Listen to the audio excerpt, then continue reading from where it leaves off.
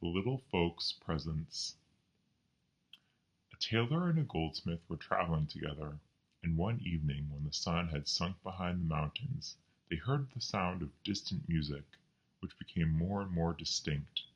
It sounded strange, but so pleasant that they forgot all their weariness and stepped quickly onwards.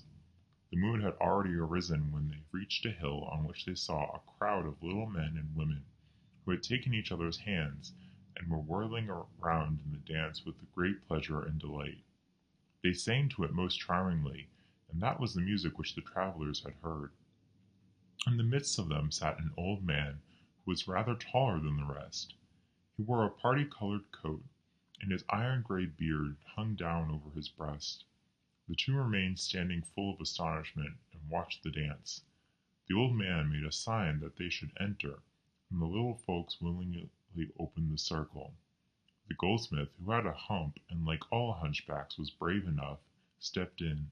The tailor felt a little afraid at first, and held back, but when he saw how merrily all was going, he plucked up his courage and followed. The circle closed again directly, and the little folks went on singing and dancing with the wildest leaps. The old man, however, took a large knife which hung to his girdle, whetted it, and when it was sufficiently sharpened, he looked round at the strangers. They were terrified, but they had not much time for reflection, for the old man seized the goldsmith, and with the greatest speed shaved the hair off his head clean off. And then the same thing happened to the tailor. But their fear left them when, after he had finished his work, the old man clapped them both on the shoulder in a friendly manner, as much as to say they had behaved well to let all that be done to them willingly, and without any struggle. He pointed with his finger to a heap of coals which lay at one side, and signified to the travelers by his gestures that they were to fill their pockets with them.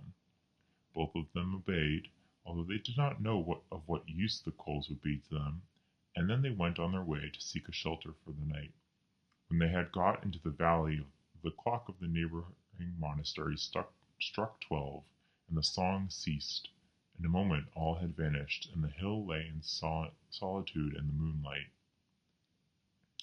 The two travelers found an inn, and covered themselves up on their straw beds with their coats, but in their weariness forgot to take the coals out of them before doing so. A heavy weight on their limbs awakened them earlier than usual. They felt in the pockets and could not believe their eyes when they saw that they were not filled with coals, but with pure gold. Happily, too, the hair of their heads and beards was there again as thick as ever. They had now become rich folks, but the goldsmith, who, in accordance with his greedy disposition, had filled his pockets better, was as rich again as the tailor. A greedy man, even if he has much, still wishes to have more, so the goldsmith proposed to the tailor that they should wait another day, and go out again in the evening, in order to bring back still greater treasures from the old man on the hill. The tailor refused, and said, "I have enough, and am content now.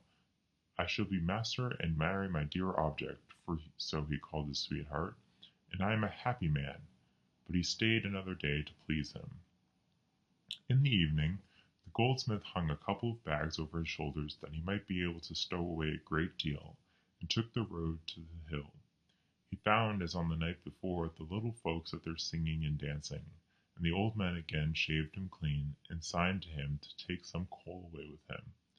He was not slow about sticking as much into his bags as would go, went back quite delighted, and covered himself over with his coat. "Even if the gold does weigh heavily," said he, "I will gladly bear that."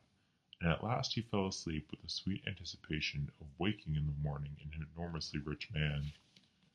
When he opened his eyes, he got up in haste to examine his pockets, but how amazed he was when he drew nothing out of them but black coals, and that howsoever often he put his hands in them.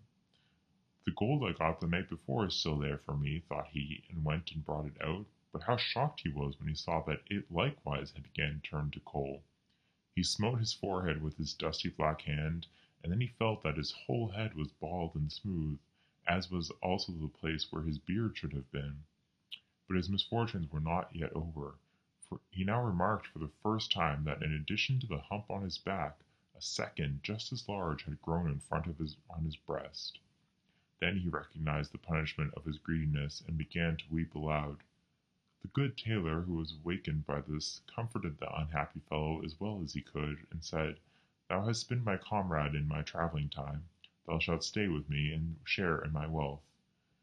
He kept his word, but the poor goldsmith was obliged to carry the two humps as long as he lived, and to cover his bald head with the cap.